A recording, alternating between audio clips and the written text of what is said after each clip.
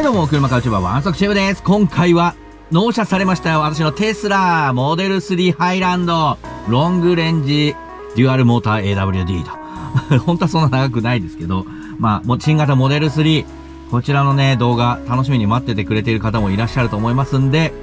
今日はね、納車されてもう早いもんで、もう2ヶ月経ったんですね。あんまし乗れてないですけど、いいとこ悪いところ見えてきましたんで、それらをね、ちょっとレポートしながらドライブしていきたいと思います。それでは、行ってきましょう。これね、ほんとやっぱね、便利だなと思ったのは、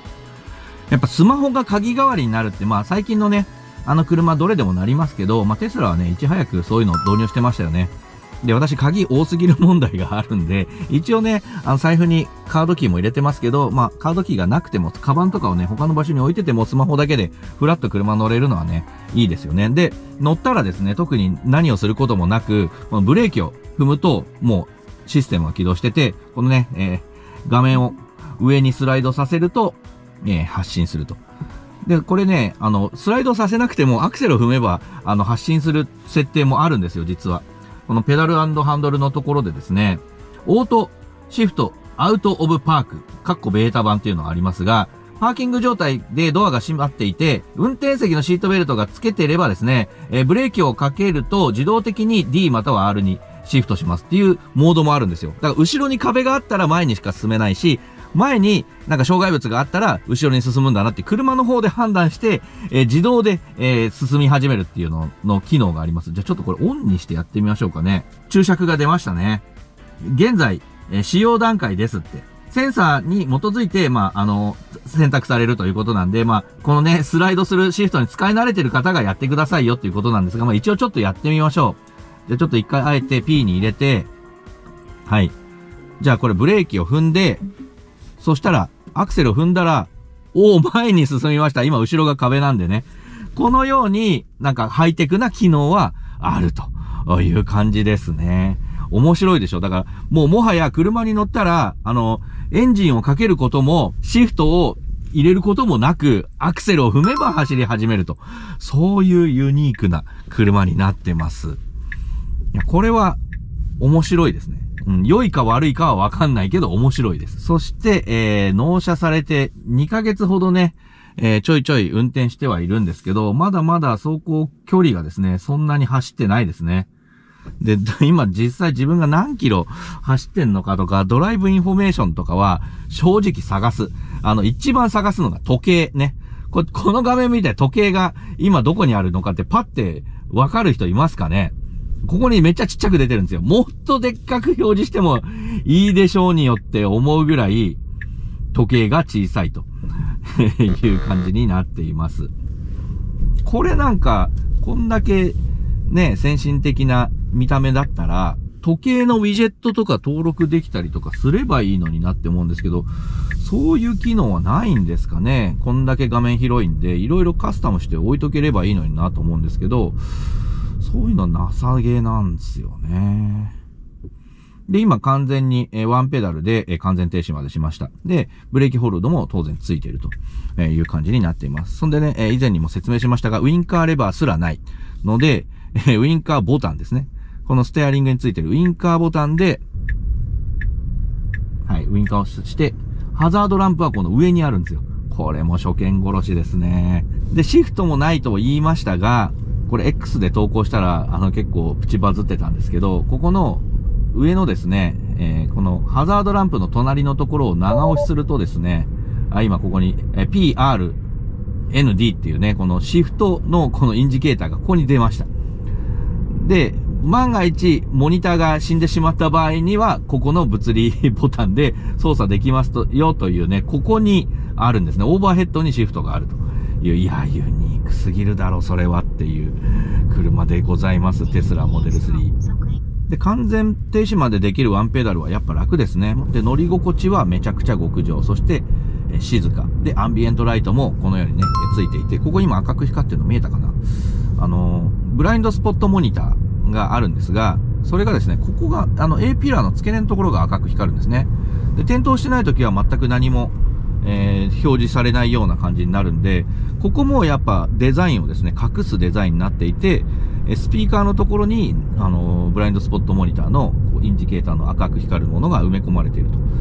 だから光ってない時は本当あたかも何もないかのように見えるという、ブラインドスポットインフォメーションになっています。そしてですね、今ウインカーを出して車線変更したんですけど、これ車線変更でウインカーを出してですね、これスイッチじゃないですか。ウインカーレバーじゃなくて、ウインカースイッチなんで、車線変更をしたらですね、車線変更が終了したと、このカメラで認識した場合、自動でウインカーが切れるという、そういうね、賢い機能もあります。まあ、賢いのかどうかわからんけど、車線をまたいだら、ウインカーが消えるというような、仕組みになってます。まあ、これも選択できますね。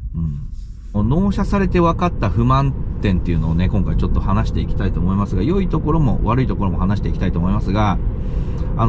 悪いところからちょっとじゃあ話していきますかね。テスラ納車されて、もうめっちゃワクワクしてて、で、もうこのね、プロダクトに乗るっていうこと自体が、まあもうゴールみたいなところがあるわけですよ。もうこれが納車されて乗ったら、これが楽しいっていう、その、新しいおもちゃを得た時のような、Apple Watch とか iPhone とかを初めて手にした時のようなワクワク感がある、まあ車、デバイスと言っていいかもしれないですが、ものなんですけど、もっと先進的かと思っていたっていうところは若干あります。もう昨今車に求められるような安全装備運転支援とかはもう当然入ってるんだろうな。なんか手放し運転で自動運転とかが実装されるぐらいだから、そういう安全装備は全部入ってんだろうなって思ってたんですけども、そこまでではなかったって感じですね。例えば、まあ一番困ってるというかないんだって思ったのが、360度カメラがないんですよ。で、一応このね、なんかこの CG みたいなので、一応自車を上から見た画面に、ギアを R に入れるとなるんですけど、それもぐりぐり回せるんですけど、いや、カメラの方が分かりやすいだろうよって普通に思いますね。CG で車再現されても、なんか、壁とか塀とかは、やっぱりちゃんとリアルな画像で見た方が分かりやすいですし、一応こういうね、白線とか車線とかっていうのは、一応カメラで合成されてここに表示されるんですけど、まあ、少なくともうちのガレージの駐車場の、こう、止める枠とかは、やっぱ再現されてないわけですよ。そうすると、まっすぐ止まってんのか、どうなのかっていうのが、上から見たら、ビューだったら一目瞭然なんですけど、これだとやっぱ分かんないですね。これもなんか、カメラがこんだけ四隅についてんだったら、なんかできそうなもんなのに、未だアップデートはされていないという状態になってます。360度カメラがないっつうことですね。やっぱ、砂利なのかアスファルトなのかとか、そういうのとかも分かった方がいいと思うし、やっぱカメラの画像が見れた方が絶対いいですよね。障害物とかも、このセンサーだけじゃやっぱ不安ですから画像で見た方がいいですよね。それがまあ一番の不満と言ってもいいかも。で、あと、こんだけやっぱハイテクなのにデジタルミラーはないわけですね。で、フレームレスのミラーだけど、後方視界がお世辞にもいいとは言えないんですよね、モデル3。で、競技のルームミラーにしてはちっちゃいっていうね。なんか見づらいんですよ。後方視界は良くないと。で、これもだからデジタル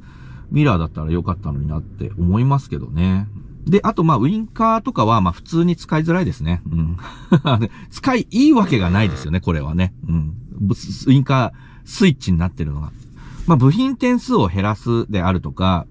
そのデザインのシンプルさを際立たせるという意味では、もうデザインを優先したといえば、まあこのウインカースイッチっていうのは、それを許容できる人がまあテスラを買うっていうことだとは思うんですけども、まあ私は許容して買ってるからいいけど、使いやすいかって言われたら絶対使いづらいですから、もうこれはもう我慢して乗るっていうことですね。もうテスラの心得としてはこのウインカーを享受せよっていうことですね。心臓を捧げようってことです。ウインカーレバーを捧げようってことで、これはもう我慢して乗るしかないです。まあどういう時に不便かっていうと、まあ普通に、まあ通常状態から不便ではあるんですけど、ハンドル切ってからウインカーを入れようとした時に、まあわかんないですよね。どっちを押していいのか。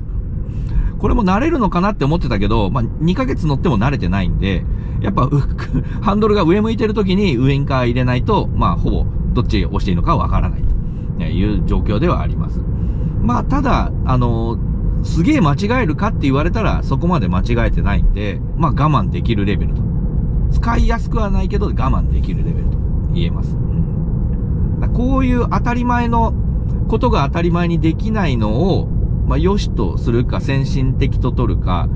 いや、これが新しい車なんだよ。これこそが新しい車の形なんだよって思える人は、もうテスラはもうめちゃくちゃハマると思うんですけど、いや、常識的に考えて使いづらいだろって考えてる人は、やっぱ普通の国産車 EV とか乗った方がいいと思います。この前ソルテラ1ヶ月借りて、いい意味ですごい面白かったです。もう、ソルテラ出た時、BZ4X とかソルテラ出た時、なんだよ、普通の車と変わんないじゃんって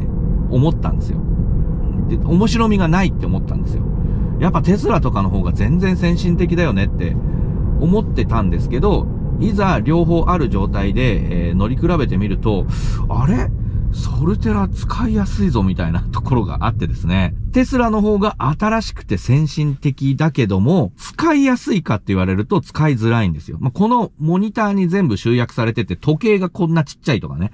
こういうところとか、あと360度カメラはないでしょ。で、リアミラーカメラもないくて、後方しか良くないでしょ。そういう、いろいろ我慢して乗らなきゃいけない部分を、許容できるんであればテスラはいいけど、普通に考えたら、ソルテラの方が、使いやすかったは使いやすかったんですよ。何の変化もないけどね。面白みはないけど、使いやすかった。で、もっと言えばですね、このハイランドになったからテスラもすごく良くなってる部分もあってですね、例えばシートベンチレーションも今回、モデル3にもついたんですよ。なんと。すごいよね。そういう意味でも、本当ハイランド買ってよかったなって思うんですけど、そうじゃなくても私欲しい車としてずっとモデル3は欲しいなって思ってたんで、買ってよかったな、いいタイミングで買ったなっていうのがもう正直な感想。なんですけど、シートベンチレーション、シートヒーター、ステアリングヒーターもある。後席のシートヒーターもついてる。で、後席のリアモニターまでついちゃった。YouTube まで後席で見れちゃうっていう、いろいろ先進的な感じがあってですね、それはほんとめっちゃワクワクするんですけど、でも実はソルテラも1ヶ月乗ってみたらですね、あれ便利だなって思うことも結構あって、メーターが見づらいとかはあるけど、でもSOC がね、初期モデルではバッテリー残量がね、パーセントで表示されないなんて、そんなことあるかいって思うような使いづらさがあったけど、それも実は年次改良とかでどんどん良くなっていってですね、あと急速充電が1日に2回しかできなかったんですよ、今まで。EV でそんなことあるかいって思うんですけど、それも4回まで急速充電できる回数も増えたりとか、あと最新版のソルテラではですね、もう散々メーターが見づらいって言われてたんで、円形の小径ステアリングからヨークステアリングみたいなね、非1000円の、楕円形みたいなね、ステアリングもようやく採用されたと。あれもだから、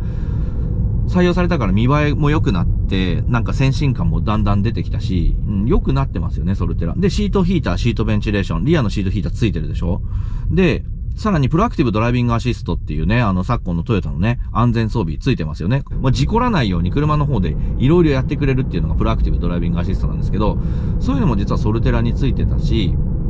あれ今、2024年モデルはなんかアドバンスドライブもついたんだったっけな。そういう安全装備も運転支援とかね、もう結構ソルテラ充実してるんですよ。で、走りも良かったんですよね。だから、なんだよ、変わらねえじゃねえかいって思ってたけど、実際に使ってみたら使いやすかったというところがあります。そして今ね、有料道路に案内してくれますが、こういうね、割り込み表示は出ますね、テスラでも。これはなかなか見やすいんじゃないでしょうか。で、テスラ新型モデル3はですね、どんどんアップデートされてってます。で、このなんか、360度カメラみたいなものも、なんかソフトウェアアップデートで、実装されるとかっていう噂があったり、あとは、アダプティブハイビームも、それも実はそのマトリックスヘッドライトって言われるような、先行車対向車の部分だけを遮光してくれるようなアダプティブハイビームもソフトウェアアップデートでなんか実装されるみたいですね。さあ、ここから高速なので、せっかくなんでね、テスラ乗ってよかったなって思うところはですね、加速、これがですね、デフォルトだとコンフォートになってます。これを標準にするとどういうことが起きるかというところなんですが、今ここね、後ろからもう車来てなくて、前も車いなくて、めっちゃ見通しのいいところなんで、ちょっとね、加速、床まで踏んでみたいと思います。それでは行きますよ。レディー、セット、ゴー。おー気持ち悪い。ダメだ、これは。脳が震えますよ。ペテルギウス・ロマネ・コンティみたいになっちゃいましたけど、オートハイビームも起動しました。これでもアダプティブにはまだ私のやつなってないですね。いや、しかし加速がやべえな。0-100ちなみに 4.4 秒ということで、下手なスポーツカーよりめちゃくちゃ速いです。これコンフォートで踏んでも速いなと思ってたけど、これ標準の状態にしたら、いわゆるスポーツモードみたいなもんですけど、これで踏んだ時の加速はやべえっすよ。いやーもう気持ち悪いぐらい加速が強いですね。踏んでっから脳が置いてかれる。脳が震える。ああ震えるっていう感じですね。じゃあちょっとここもあんまり飛ばすとね、よろしくないんで、あんまりは踏めないですけど、ちょっと後ろも車も近づいてくるので、ちょっとまた加速してみましょうかね。再加速。おお速い。速すぎる。速すぎるでしょう。これはちょっとね、やみつきですね。これの気持ちよさでテスラ買ってよかったかなって思うところですね。この加速のドンとくる鋭さは、国産 EV ではなかったですね。アリアとか BZ4 とかソルテラとか、他のね EV もいろいろ乗りました。アバルトのね、500e とかね、いろいろ乗りましたけど、やっぱここまで暴力的に速い加速をするのはやっぱテスラぐらいですね。他のは常識的に危なくない範囲でこう制御されてる感じはありますけど、これは普通にヘッドレストに首つけてないと助手席の人から怒られるパターンですね。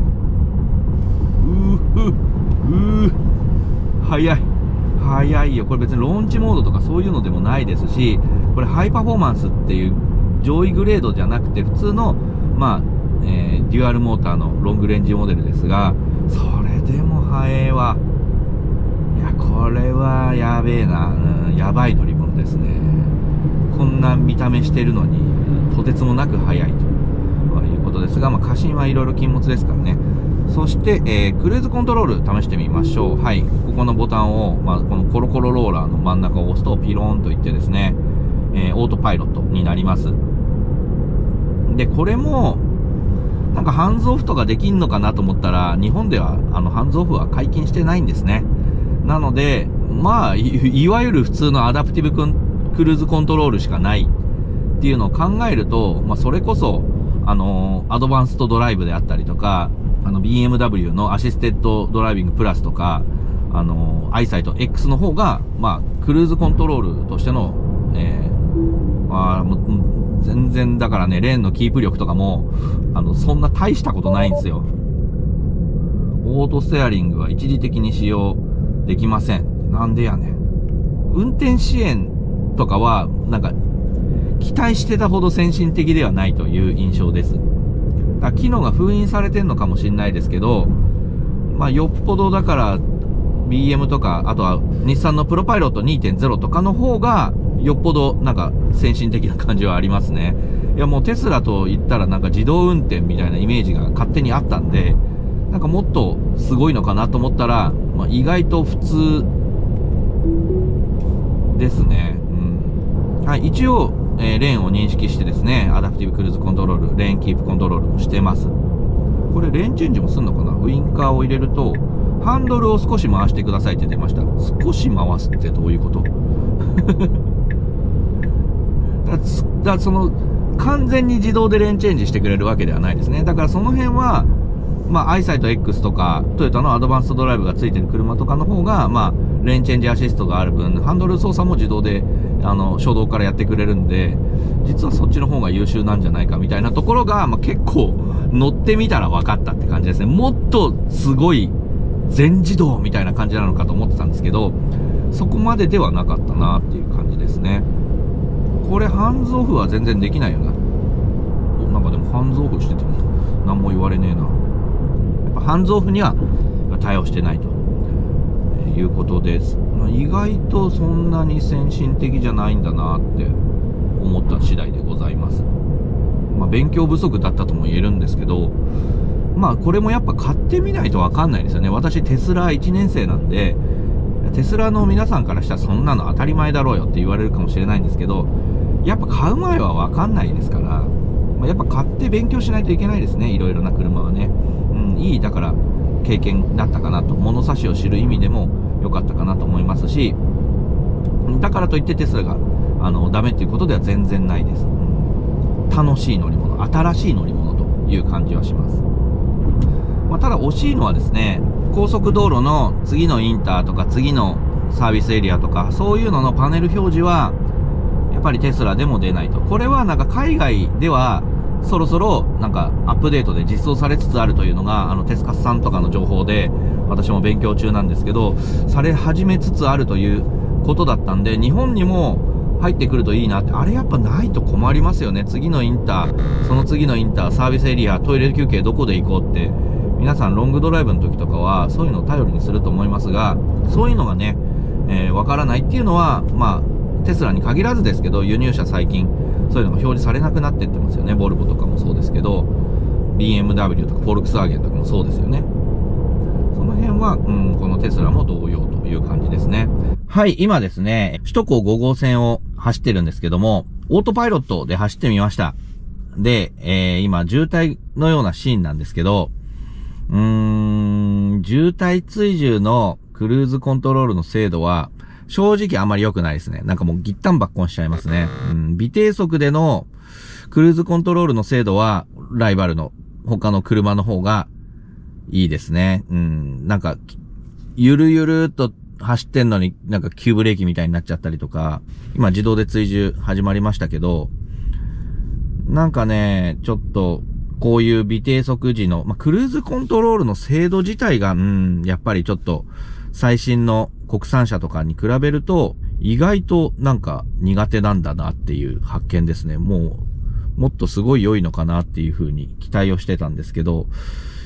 意外とこう、ギッタンバッコンするような、加減速になってますね。これもやっぱ、いろいろ乗ってみないとわかんないもんですね。で、そして先日ですね、初めて、バッテリーが結構ギリギリのところまで走りまして、スーパーチャージャーで充電してみました。いやー、あれは結構確かにシステムとしては画期的っていうか、こういうインフラがあれば、テスラ乗ろうって思えるぐらいのインフラになってますね。で、バッテリーがなくなってきたら充電スポット探しますかみたいな提案もしてくれて、で、スーパーチャージャーを目的地にすると、目的地に到着するまでにですね、バッテリーを温めるっていう、こう予備動作みたいなのが始まるわけですね。これ何が始まったのかなってびっくりしたんですけど、なんかふわーってすごい音がしてですね、なんかボンネットとかから湯気が出たりとかするみたいなんですけど、私は幸いそういうことはなかったんですが、要はバッテリーを温める予備動作をするわけですね。要は充電を始めた時に、バッテリーが冷えてる状態だと、あんまり電気が入っていかないわけなんですよ。で、それを、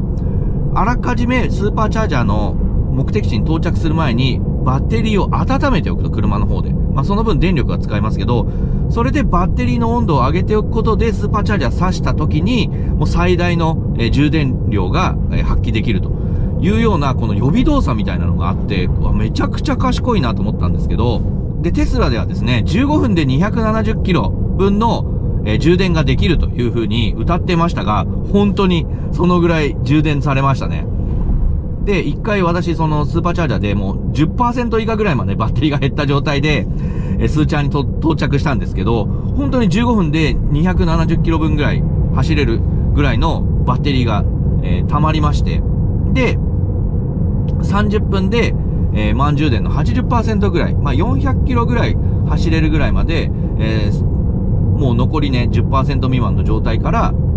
30分の急速充電で、400キロまで復活したというので、これだったら確かになんかマンション暮らしとか、自宅に充電設備がない人でも結構いけるなって思いました。で、400キロまで、充電する30分のスーパーチャージャーの充電料金で4000いくらとかでしたね。だからこれもなんか値上がったそうです。一昔前までは半額ぐらいだったそうなんです。スーパーチャージャーの利用料金が。だからテスラの方とかも自宅に充電設備がない方でもスーパーチャージャーで、月に1回2回とか、30分充電すれば全然持つっていうような、使い方をされている方もいたそうなんですが、ちょっと料金が値上がってしまった関係もあってですね、それは前からね、テスラ使われてる方々としては不満というふうに、言われてましたね。で、テスカスさんのね、YouTube とかも見ていただければと思うんですけども、テスカスさんの X だったかななんかで、検証されてましたが、道の駅とかの急速充電をゲストで使うのと、テスラのスーパーチャージャーで使うのと、どっちが安いかみたいなのやってましたが、実はあんまり変わらないどころか、場合によっては、ゲストの高い充電料金を使ってでも、道の駅とかで充電した方が安いかもみたいな検証結果が出てて、ちょっと衝撃だったんですけど、だから、値上がったとはいえっていうところですよね。それでもガソリン入れるよりは私が計算したらですね、安かったという検証結果だったんですけど、まだ昔はだから本当 EV 安かったんですね。あとは私のようにですね、ガレージハウスみたいなところで 200V の、充電ができるのであれば、夜間とかの安い、時間に予約充電とかもできますし、そもそもね、200V で、充電していけば安いですから、スーパーチャージャーとか、あと急速充電とかでわーっと入れるよりは、バッテリーにも優しく、かつ、安いですから、そういう使い方をしてればですね、料金も安いし、全く不満はないんですけど、ただ出先に行った時ですよね。だから今度、暖かくなったらですね、こちらのモデル3を借り出して、ちょっとロングドライブとかもね、行ってみたいかと思いますので、それもね、バッテリーマネジメントどうなるのよっていうのもね、ちょっと楽しみにしていただければと思います。さあ、こういう合流加速でもドヒュンと出ると。いや、これは気持ちいいですね。これは気持ちいいですね。これはいいですね。で、走りはね、めちゃくちゃいいです。で、あと、音めちゃくちゃいいですね。特に、ロングレンジはですね、なんかスピーカー17個ぐらいついてるということで、もう、いろんなところにスピーカーがついてるんですけど、もう音響に関してはね、相当素晴らしいですね。いつも聴いてる音楽が、こういう中低音の裏メロ流れてたのみたいなのが発見できるぐらい、めっちゃ音いい。これのために、テスラ買ってもいいかもっていうぐらいですね。で、今回のハイランドっていうビッグマイナーした、